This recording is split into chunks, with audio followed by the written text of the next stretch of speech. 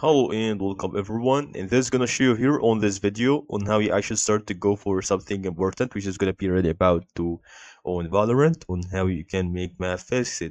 So all you need to do is about follow this video. We can actually start to make the map fixed by going through the right top corner, which is gonna be actually about to start to go for something important about that, which is gonna be about to making the map fixed, and then just click on settings on the right top corner over here, and then as you can see, once you do that, you're gonna start to go to click on the move map rotate, and then start to go make it fixed.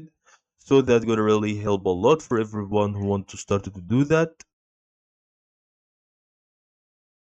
fix it or to make it.